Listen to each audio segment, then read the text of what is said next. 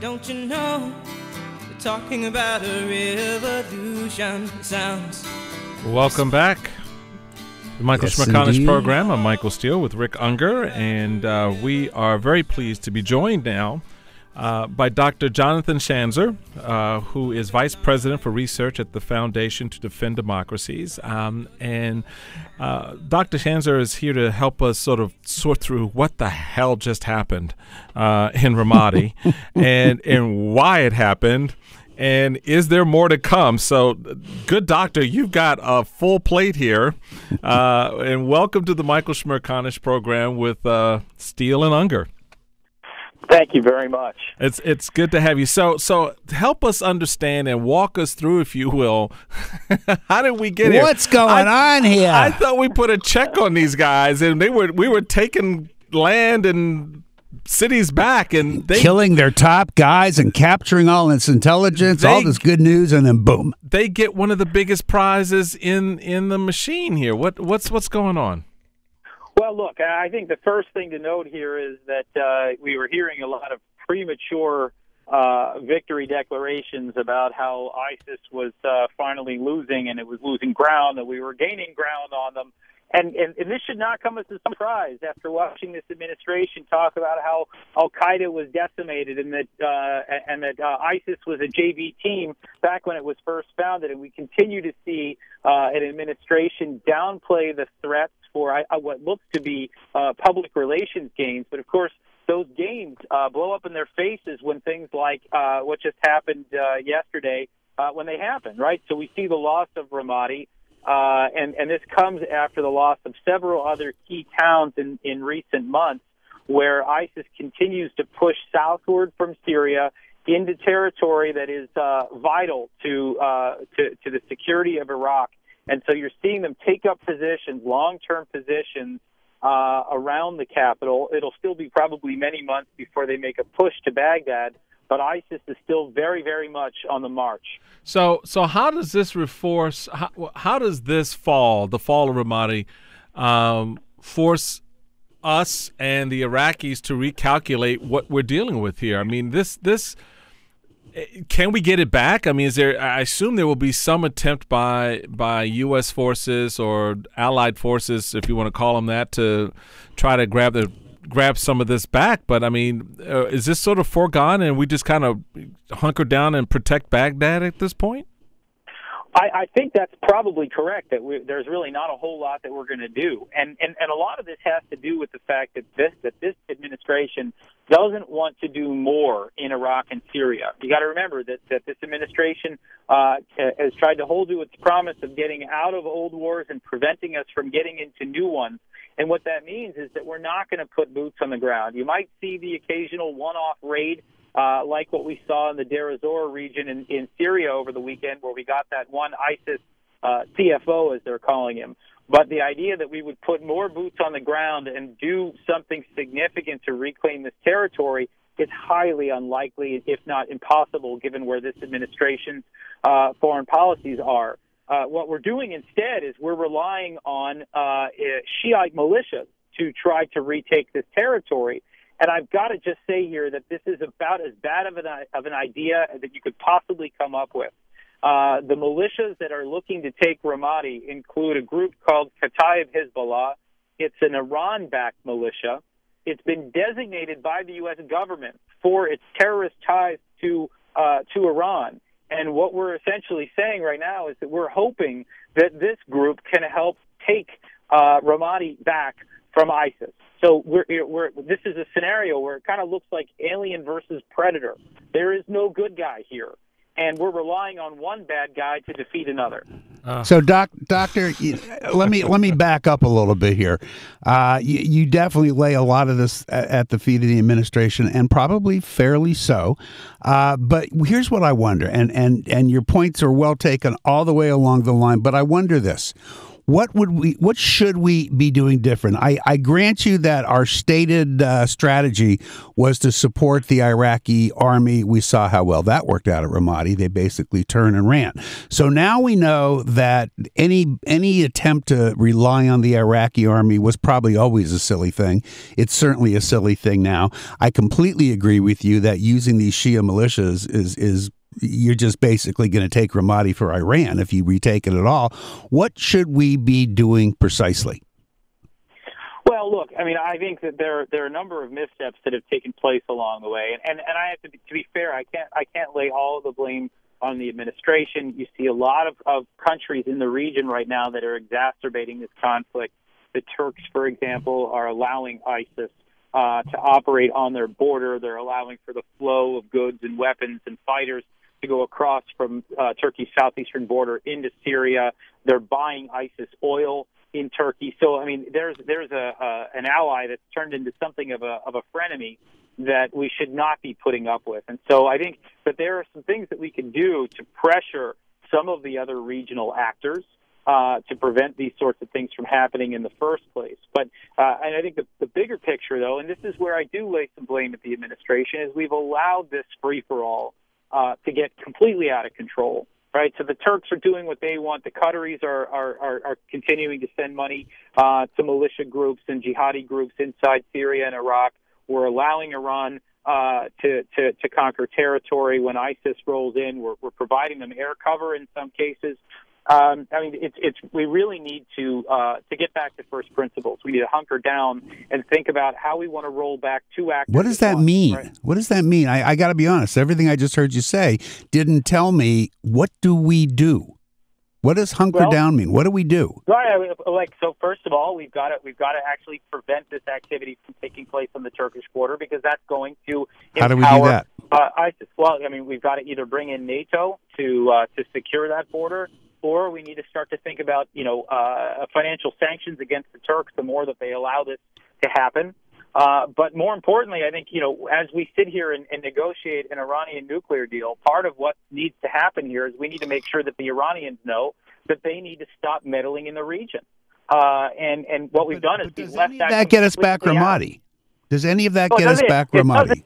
It does not. And that actually, look, what you're getting at is what can we do short of military intervention? And the answer I didn't say short of military intervention. Why are we taking that out of the equation? Because realistically, Rick, that's the bottom line here. You're not going to, the only way you're going to take back Ramadi is if American troops are on the ground to do it. Because I agree. That's why I didn't say short of military intervention. You don't have. Why do we take that out? Well, this goes to the question I asked earlier, Rick, in the first hour when we talked about this. What is our interest here? What is, and I'd like to get the good doctor's view on this. To Rick's point, I'm sort of taking it to the other end maybe, but what is our interest here at this stage? You say we're not going to get Ramadi back, and in order to get it back, it would require a lift that the American people won't allow to happen. So it falls. Baghdad will fall. I'll go on record. It will fall, because I don't see how we stop it from falling. Look, it may fall, and I think it could be interesting at that point to see whether, for example, the Saudi-led coalition that's now battling the Houthis in Yemen, whether they would mobilize to protect Baghdad. I don't know. I mean, it's very difficult to tell. But, I mean, you're asking where our interests lie. The real challenge here is that you could see, as a result of this free-for-all that I've described, where Iran ultimately takes over bigger and bigger swaths of the region and is poised to get a nuclear weapon at the same time. You're looking at the potential growth of a state sponsor of terrorism into a full-on regional power. And that's where we need to be very, very nervous. That the idea that we have an empowered Iran on the cusp of a nuclear weapon does absolutely threaten the interests and the security of the United States. And that's the long game that we need to be looking for. ISIS, I think, if we wanted to defeat ISIS, we would have to put some boots on the ground, call in more airstrikes. This is a ragtag group that can be very easily defeated with our mechanized military. I'm not concerned about it in the long term, but the problem that what we see is that every time ISIS scores a victory, then we rely on Iran to go in and liberate it. Iran captures more territory. They're playing a great long game. So what role does Kurdistan play at this point? They're more interested in establishing economic autonomy for themselves.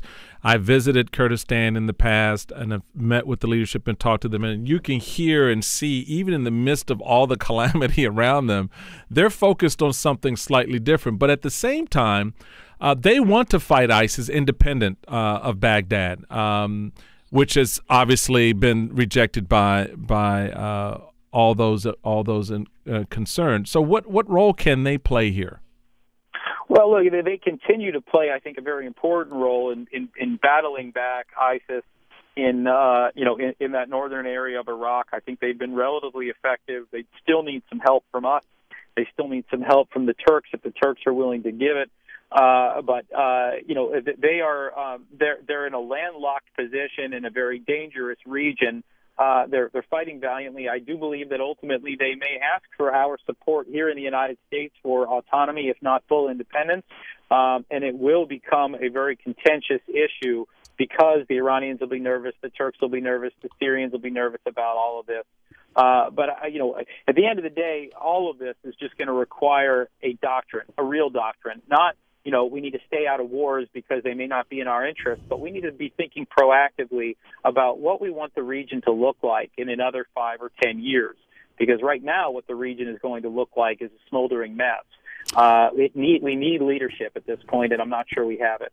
So, Doctor, look, I'm always trying to pin people down on this because I actually have a point of view that is very much not in line with my more progressive friends. But at some point, don't we have to decide a couple of things? One, is this our fight? If the answer is no, then it prescribes how we go about it. If the answer is yes, and I think the answer is yes, then you have to finally face up to the fact that doing this with airplanes is not getting it done. If these airplanes were so effective, we wouldn't be facing the situation that we are today. So now that leads you to the ultimate final question, which is, there've got to be boots on the ground. Whose boots should they be? Should they be regional boots? And even if they should be, maybe they aren't going to do it. And if they aren't going to do it, should we do it? But let's pin it down. Pretend you're the President of the United States. What do you order today? Well, today, I think, you got to deal with the president that you have. You have to deal with the political environment that you have. And I think, this president is committed to not putting boots on the ground. And that's not the question I asked, though. No, but you have to understand that, if he's seeing poll after poll right now saying that Americans don't want to get involved in foreign wars that will require our troops to be there and to be fighting. But if Americans are wrong, leadership is all about showing them we don't want to do this. We hate the idea of having to send our kids over there. It's all bad, but leadership is, if it should be done a different way, then you've got to say it and do it and make the hard decisions. The problem is that I don't hear enough of the experts saying, look, we either should stay the hell out of this because it's not ultimately our fight, or we should go into it full force, or we've got to use some kind of triggers to force the Saudis and others regionally to put their own boots on the ground and take these guys on head on. And somebody's got to say it. And that was the point that I was getting to in the last hour when we talked about this, Doc, is this idea that this is an either-or proposition. It goes down to, and I think Rick put it exactly right, tell me what we should do and why we should do it, because that gets to what our interest is here. And no one seems to want to set that tone for us and give us the direction we need, and thus the policy flounders. Hey, Doc, could you do us a favor and hang with us? We've got some callers who want to ask you a couple of questions and make some points. We'd love to have you in on that conversation. We're going to take a quick break, and when we come back, we'll finish up with Dr. Jonathan Schanzer, Vice President for Research at the Foundation to Defend Democracies.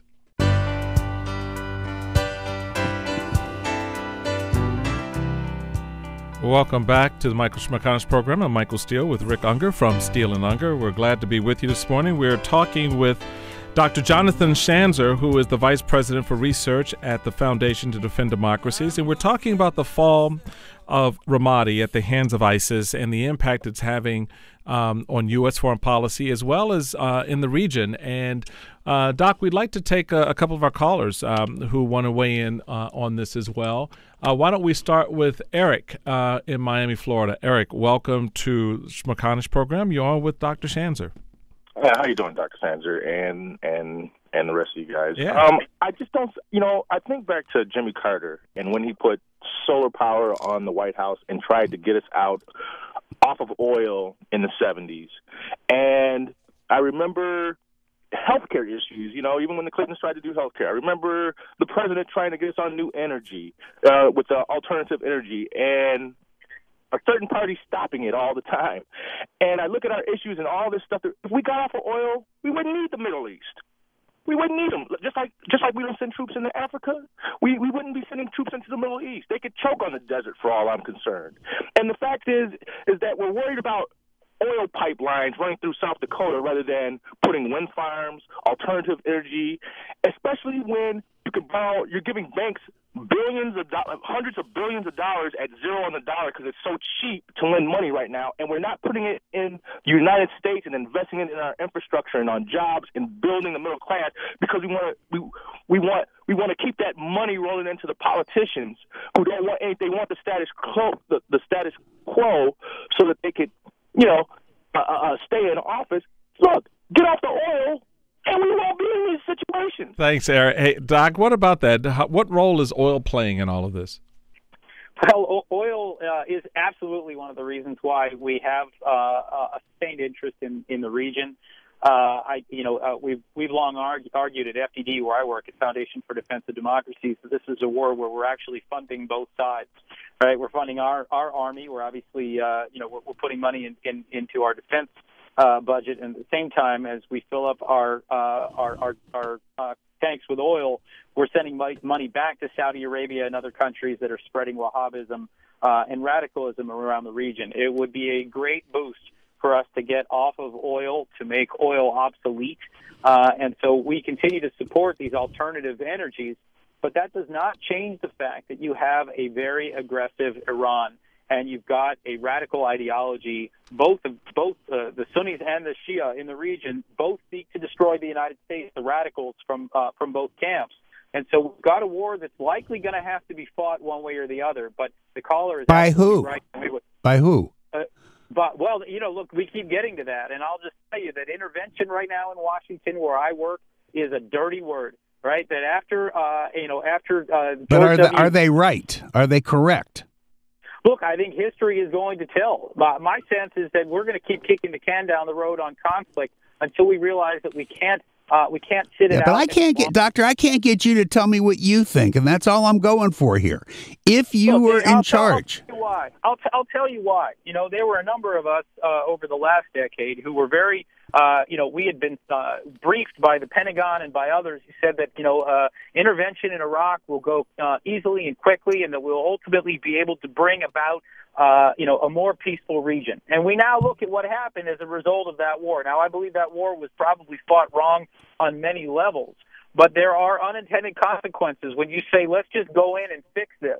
It often is not the case. And so I'm reticent to say that we need to go in and put 100 or 200,000 boots on the ground. I gotcha. will say that the longer this plays out, however, the more it looks like military intervention may be the only way to try to solve this, and it may not be a solution at all. And Doc, and I think that really gets us to the rub as we wind down. We've got less than a minute left, but I do really take to heart that point, and I hear the frustration in your voice because I think it's reflective of where a lot of people are. I think the way we've handled things almost will force our hand to intervene later on. And we intervene in a reactionary kind of way as opposed to a planned, proactive way. Doc, it was a real pleasure to have you on with us to sort of shed some light with us. Dr. Jonathan Schanzer, Vice President for Research at the Foundation to Defend Democracies. Thanks so much for being on the Michael Smerconish Program. Thank you.